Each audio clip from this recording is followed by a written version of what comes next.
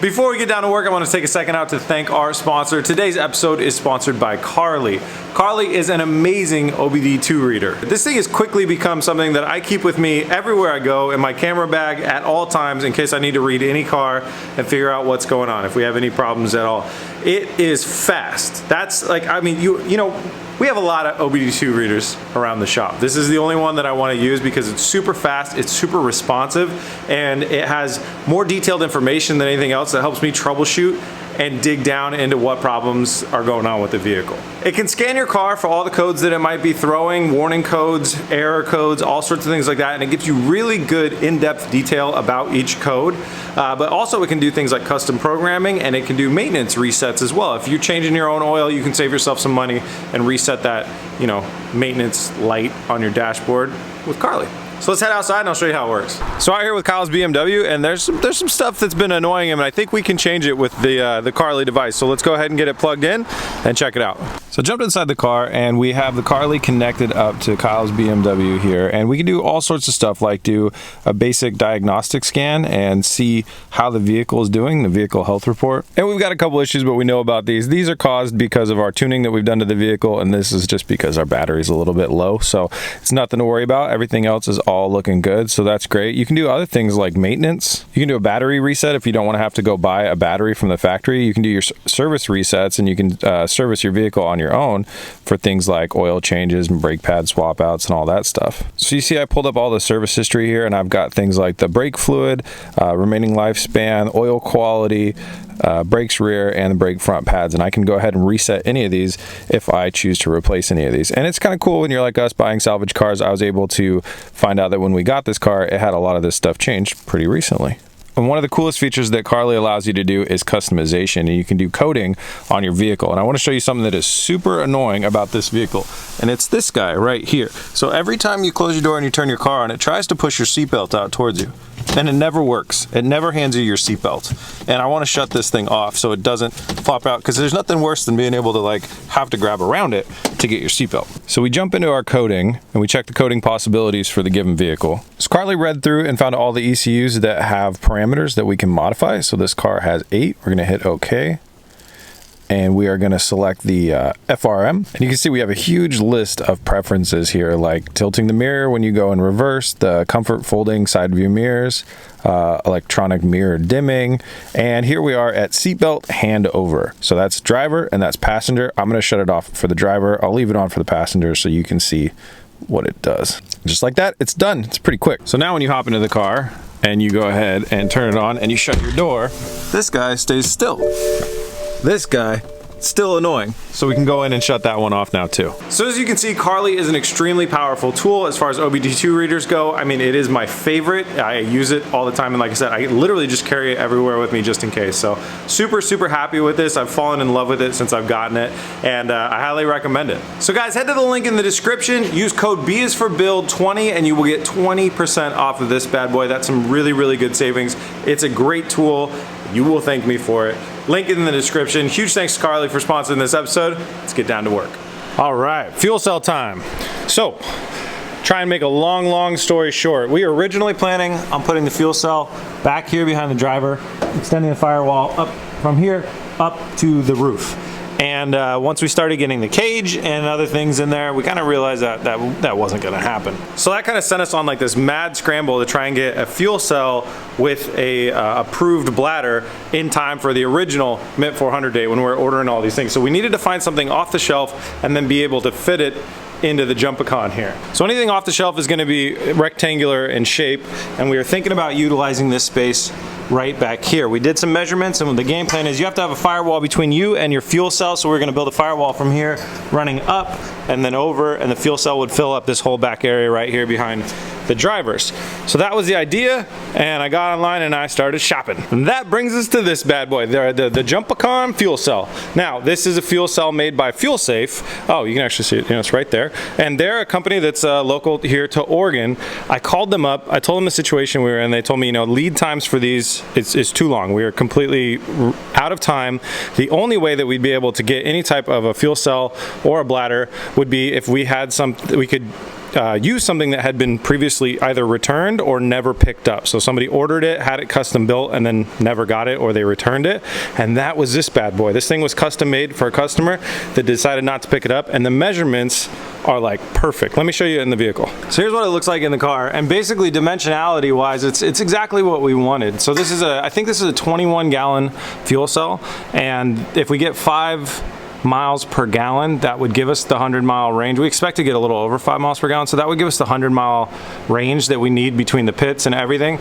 But what we realized once we built our roll cage and got things tacked in here is while this thing's nice and rubbery and just a bladder, you can put it in here, but once it has a cell around it, we'd never be able to take it out. So this spot isn't really working for us. Also, the fill neck would have to go into the roof, which is just crazy, and I'm pretty sure would not pass tech in the case of a rollover. I don't know, but I'm pretty positive we can't do that. So this fuel cell location is no-go. So we have this size of a fuel cell bladder, and we got to figure out where to put it. So after a real long time of thinking and measuring and trying to figure out the best spot to put this thing, we decided that the best way to do this is going to be to cut this shelf out, and then we're going to drop it down kind of where the shelf was, and it should only be a little bit higher because again, the stock fuel cells go right there. That's why you can see the ground through there. So that's what we've come to the conclusion of what we have to do, because there's no other way that we're going to be able to mount a fuel cell. If we got a different size fuel cell, it could be an option, but we don't have the room anywhere else in the back of here to do it. So being a mid-engine configuration is very, very difficult to figure out a fuel cell. If you look in the front, it seemed like we had all sorts of space in the front, but now that we have all of our steering components in here, all we got is like room for a battery right here, and there's no other room in the front anymore. So we've committed to going into the back, and we're gonna have to just kind of come in here and cut away as much as we need going this way to get the fuel cell to sit down in this area, down onto the OEM fuel cell kind of mounts, and still be far enough away from that engine. You can see the harmonic balancer right there.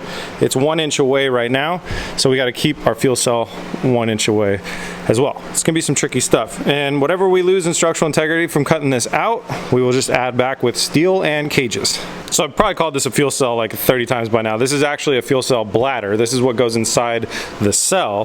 The cell is an aluminum enclosure that this thing goes into. So that's what Oscar's gonna go ahead and build right now. We have to use 16th inch thick or more aluminum. So we're gonna basically fold up and build a box that goes around this, that this thing goes into, and then we bolt it all together, and it'll be a fuel cell with a fuel bladder inside it, and all up to spec for racing.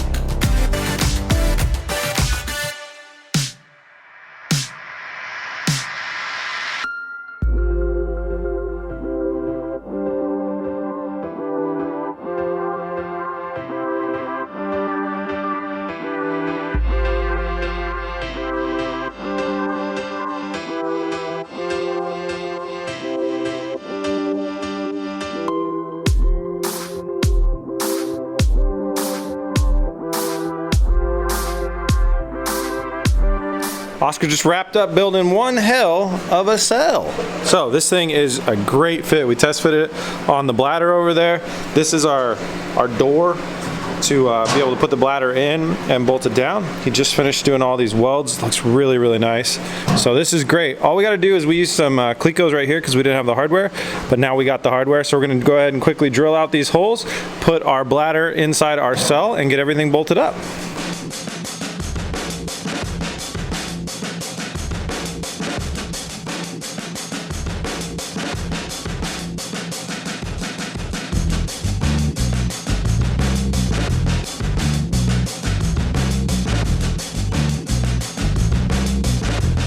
Fuel cell is all buttoned up, all the holes lined up really easily.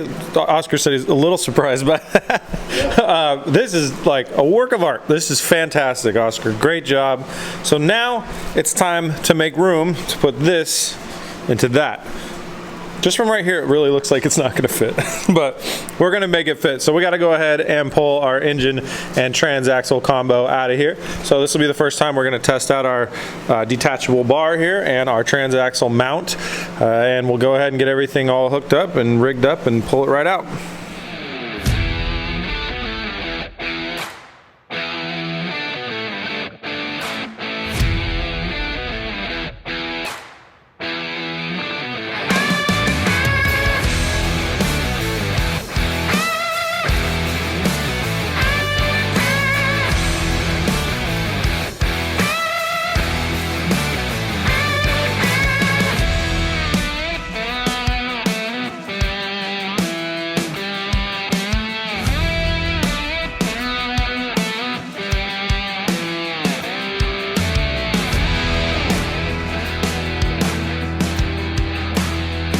Alright guys, this might be a little shocking at first when you see it, but we cut the ass out.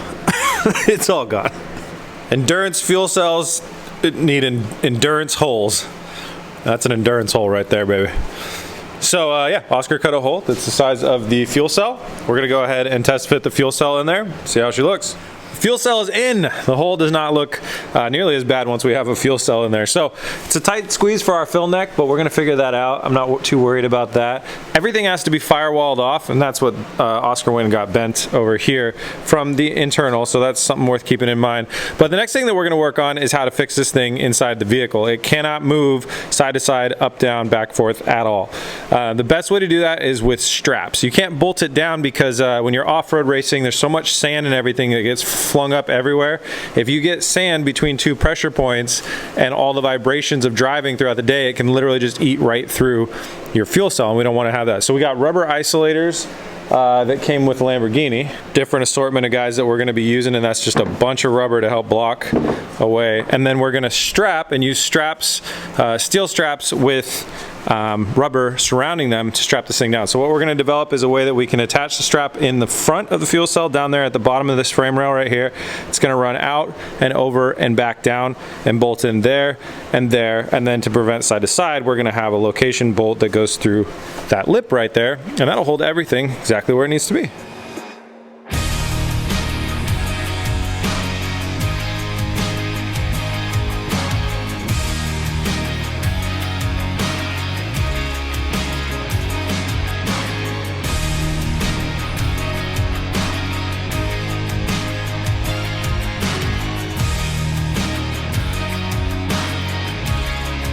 Alright, it's time to bolt in the fuel cell. So we got the notches made right here, and that's what our straps are going to go over. We've cut a bunch of rubber pieces that are going to help isolate the fuel cell from the metal straps.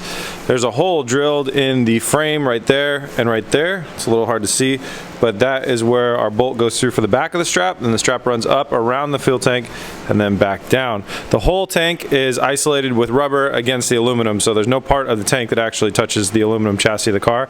It's all rubber all the way around. Oscar went ahead and made these metal straps. We just cut them out of 20 gauge steel that we had laying around the shop, painted them so they won't rust on us too quickly, and we'll go ahead and get these bent over the cell, see how it all fits up.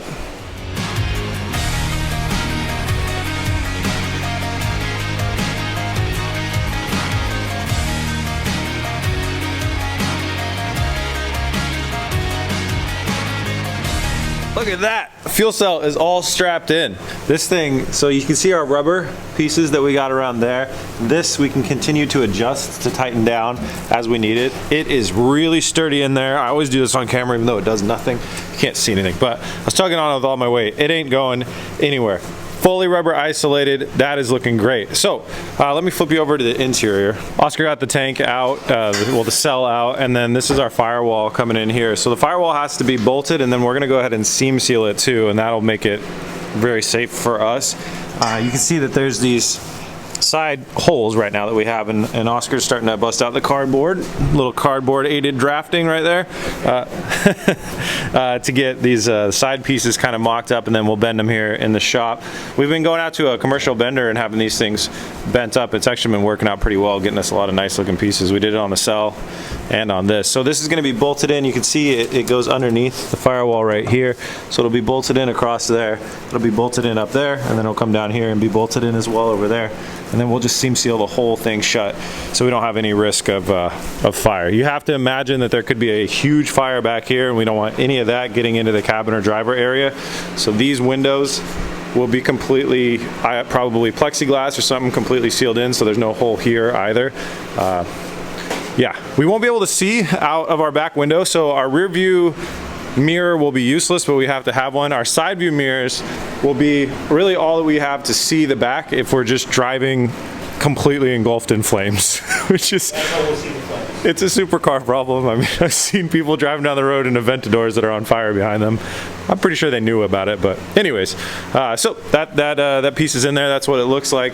Gives us a really good shelf to mount electrical, or also we have fresh air pumps, and maybe we could put the fresh air pump in the center here, and maybe down here we could put like our ECU, and then maybe our PDM over there, once we get all that stuff sorted out.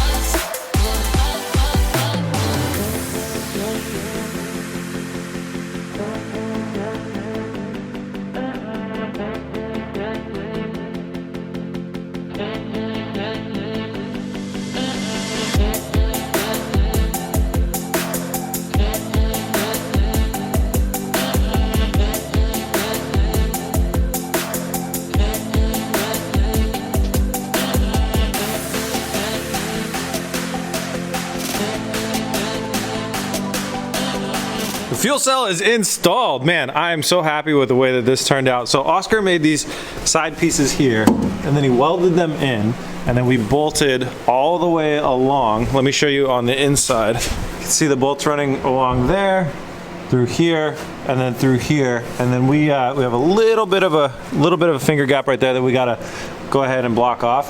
And then I'm gonna have to ask the racing people, like, what exactly considers a firewall? Like, do we have to seam seal this thing onto here, or maybe use gasketing or whatever? But the race directors will tell us what's needed to make that thing pass tech. But I mean, we're there. That's so awesome. Oscar actually trimmed out an extra inch, so we have a lot more room for our filler neck. And we're gonna go from that filler neck out and then over there to our body. And that's the next stage on this build, is we got to start building the body out. You guys might have noticed I was kind of AWOL during a lot of the fab process on this part. That's because I've been at home working very, very hard on the 3D model and design for the body of this thing. It's been a really long process, but I got a design that we're all really liking, and it's really coming together. So in the next episode, we're going to actually start laying the groundwork to be able to install that. It's basically like an exo cage with plating going over it that makes it look still like a Lamborghini, but obviously has to allow for the travel of the wheels and all that other stuff. So we're trying to keep some of the original form while still making it look really badass, but then, you know, actually have a body. But back to the fuel cell, I am so happy with the way this thing turned out. Oscar absolutely killed it. And one thing that we were really worried about was the depth. And I don't know if you can see here, but I'll just show you over here. You can see that this is not coming out more than the firewall came out. So that means that we are going to have even more room for the engine than we had before, which is just absolutely perfect. So this is really badass. Oh, real quick, one thing I wanted to add into this thing too is a lot of people have been wondering where the boat is, and we still do not have the engines. And so if you guys remember, we ordered some custom built, real big boy LSX engines from Texas Speed a while back. And because they are such custom engine builds, and because they use so many custom engine parts, and we're talking about like literally the best parts in the world made for this type of application, when COVID hit, a lot more people were building engines, a lot more buying was happening, probably because of stimulus stuff and things like that, and it created a backlog, and they're just having trouble getting the parts that they need into their shop to assemble our engines. So it's not their fault, it's the people that provide them parts are backlogged because they sold out. So I'm happy the economy is doing well, I'm glad these businesses are doing well, and honestly it's okay with me because we have a build to focus on. So that's what's going on. When the engines get here, literally as soon as they get here, I will let you guys know, and then we will continue to progress on the boat episode. It's not exactly boating weather here in Oregon, but we still want to get it into the water because it costs me basically $1,000 a month, which is almost the price of my mortgage, to keep the boat dry docked. So we're working on that. We're gonna let you know as soon as the engines come in, and we'll show them off and how awesome they are. But Texas Speed is having trouble getting the parts because the parts are sold out. So that's that. As always, I want to thank you guys so much for watching. Thank you so much for all the support. Head over to bsforbuild.com if you want to grab any merch, and I'll see you guys on the next one. Peace! Come on.